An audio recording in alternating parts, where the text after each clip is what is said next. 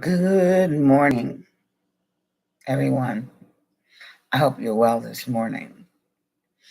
I'm a little under the weather myself, but that's okay.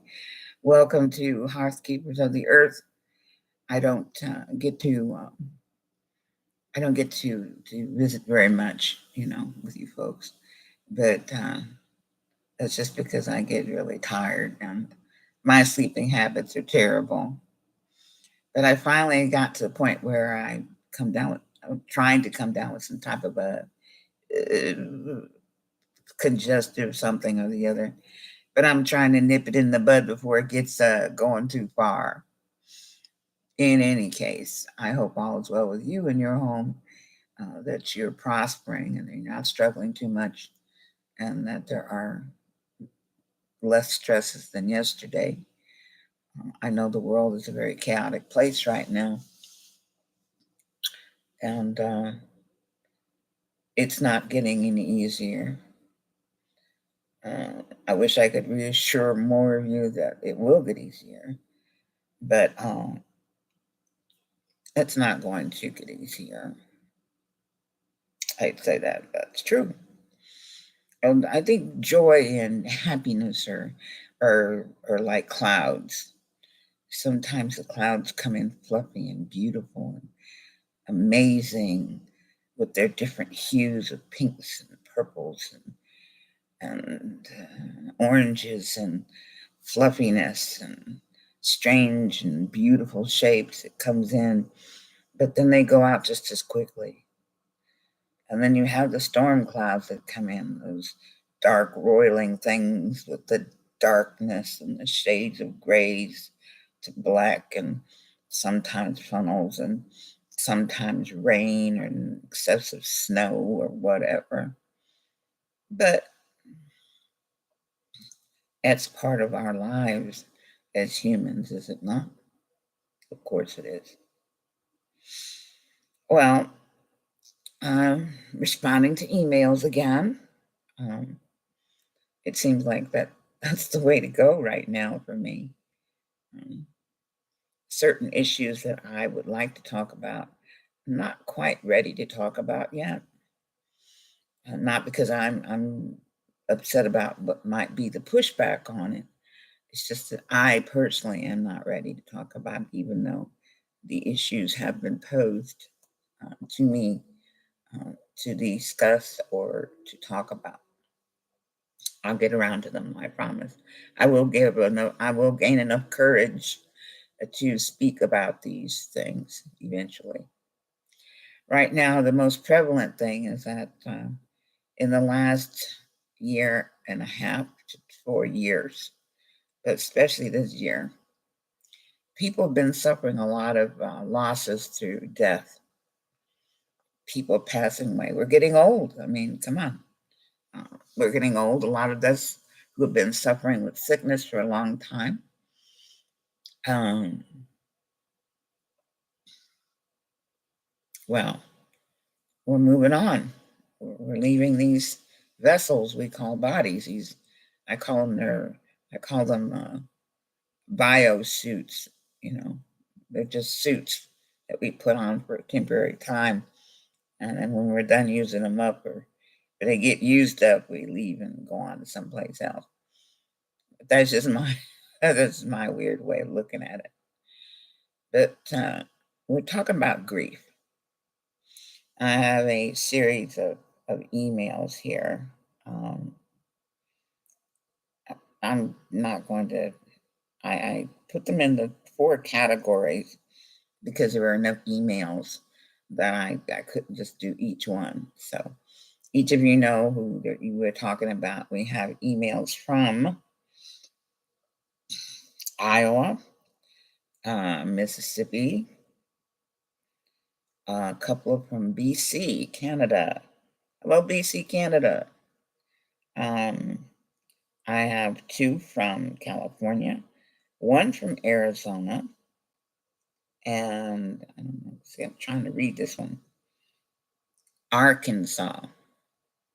Arkansas, as somebody says, but I call Arkansas. And it's all dealing with grief. Grief. How do we deal with grief?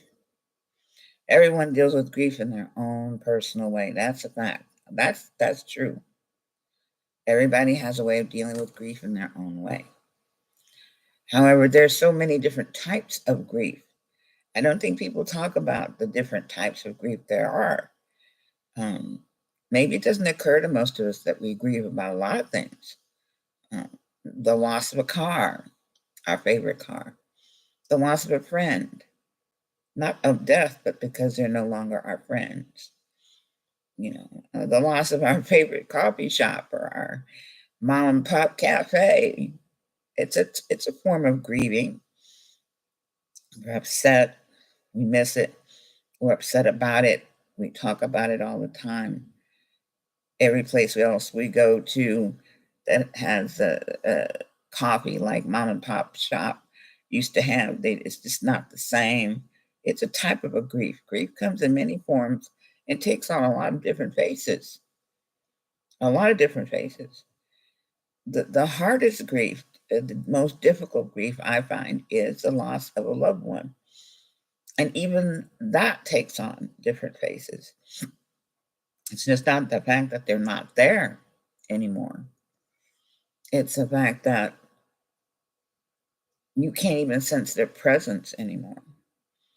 And that your memories are so strong and so recent that you keep forgetting that your movements to no longer include them. You get up to do something for them and forget that they're there. They're not there anymore. Uh, you make decisions based on the fact that they're there and they're not there anymore. You look to them for advice or help to make a decision and they're not there anymore. Companionship, the presence of that person, you hope for it. You're used to it, but they're not there anymore. It's very difficult, you know. Uh, One lady here says that she cries a lot. She can't stop crying. It's been almost the same amount of time as I've been widowed, almost a year, not quite, but close, coming close to a year. And she says she still can't quit crying. Well, you're not going to. There will be days when certain things will trigger those tears because of your memories of the person you loved and held dear to your heart. Don't beat yourself up about it.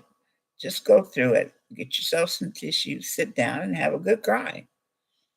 When you're done, wash your face, and then just get on with what you were going to do. Now, another aspect of grief that is very disturbing to a lot of people I found here in one letter is that along with their grief has come a kind of depression where they have lost all motivation to do anything. Anything that they like, anything that they need to do, they struggle with just getting it done on a day to day basis, on a moment to moment basis. And they just don't care anymore. And that's another phase of grief.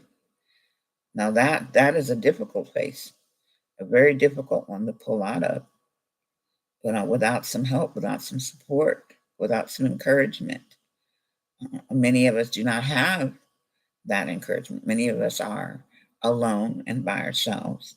And so we need to seek out other people who, although they have experienced or maybe even are experiencing grief for whatever reason, can help support and encourage each other.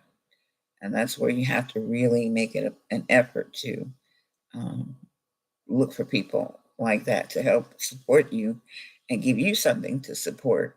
Because if you're busy helping somebody else, it's hard to stay in that pit of grief where you find yourself and you lack motivation. Now, one gentleman here asked me, how do I deal with it personally? Well, I have to admit, I'm not dealing with it as well as I thought I would. I'm a strong woman in lots of ways. But when it comes to this, I'm finding that I'm very weak, that I'm not as strong or resolute as I normally would be when my husband was with me. He was a catalyst for my better self. He always had been for 33 years. He was my everything, my all in all, my motivator, my educator, my lover, my friend, my mother, my father, my sister, my brother. It depended on what was needed for the time, and the same for him as for me. And it's not easy, you know, it really isn't. It is a very difficult path to walk. This is a face that I don't particularly care to wear, but I have to wear it. Crying is a daily thing for me. Every little thing sets me off anymore, you know. And the fact that economically speaking, I mean, there's a phase of grief that most people don't talk about. They don't talk about the economics of grief. There's certain cost to grief. You know, when you are grieving, some people overeat when they grieve. Some people undereat when they grieve. Some people quit eating for long periods of time while they grieve. None of those are good. I'm not saying they are. I'm just telling you that's the way it works. And some of the letters address some of that information. One gentleman suggests that when you are grieving and you are in this stage of grief, that one phase is the phase of determination. That determination is that of, as he puts it, let me see here. Put on your big girl boots or shoes and just stand up in them. Don't have to walk, just stand up in them. Put them on though.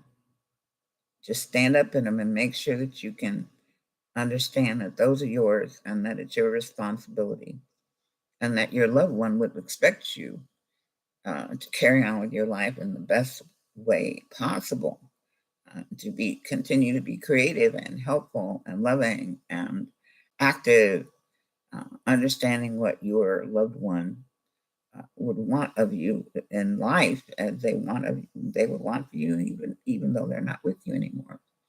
So there's one phase. Another phase of grief is the fact that, and when you have a loved one that leaves you or that's gone, you start looking at yourself. I mean, more often, and saying, "What have I lost in myself, within myself?" And you start grieving for your youth.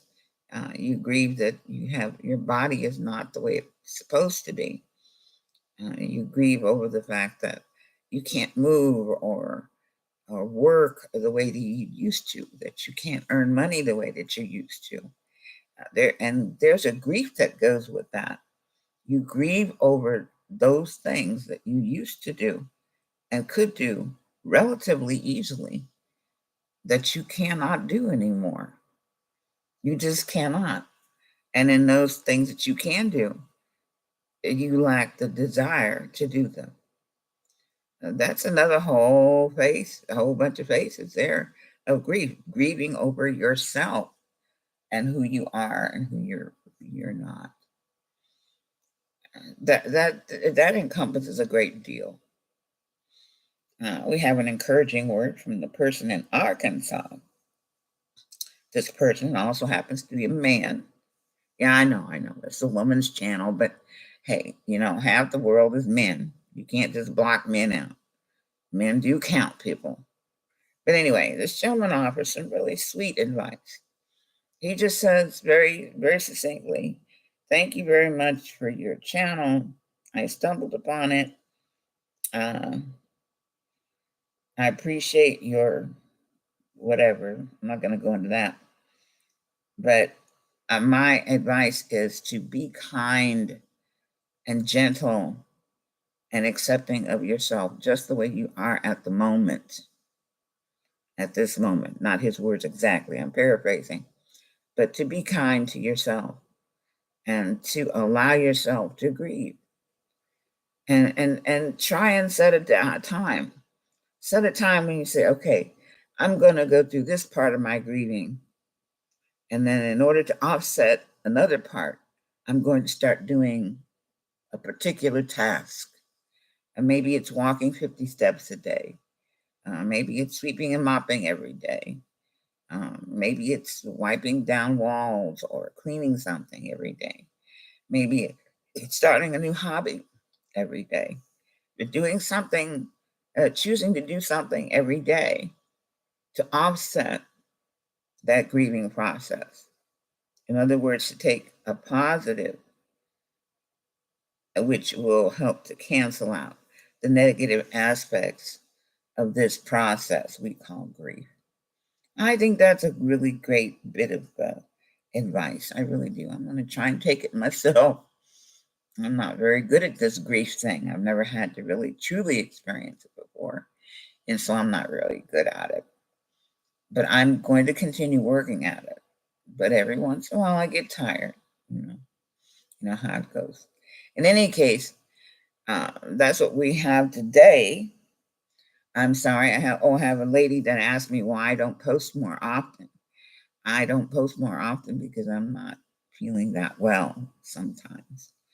And I really don't have the proper equipment, and I really don't know what I'm doing, to tell you the truth.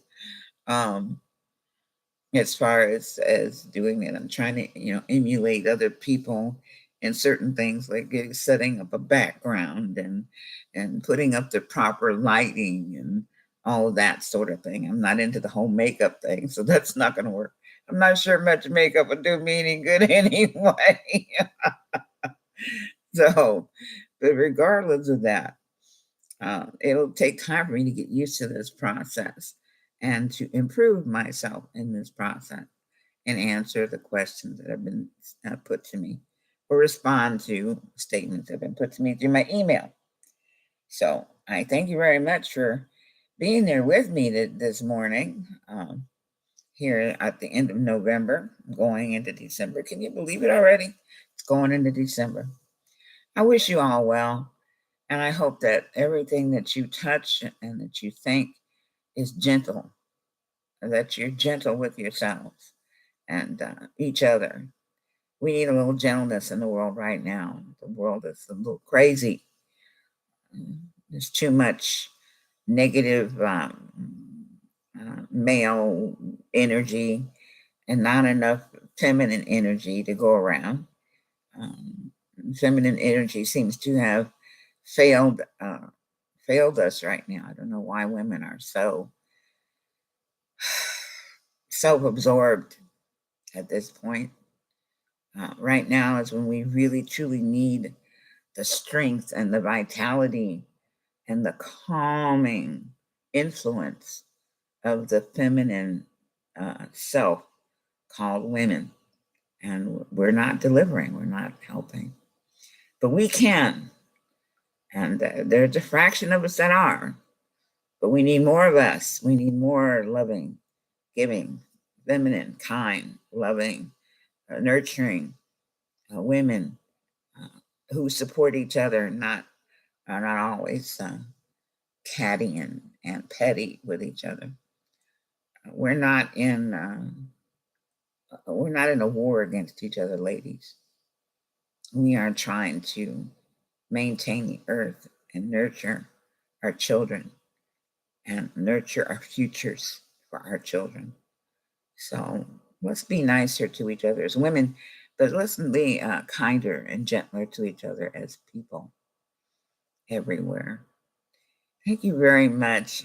You folks are so kind to hang out with me for a few minutes. Take care of yourself. I hope you have a really, really wonderful weekend and do something special. Do something special just for you. And make sure that everybody else around you gets a hug or kiss or smile and a memory of you that sticks with them forever. Take care. Have a wonderful week. Bye-bye.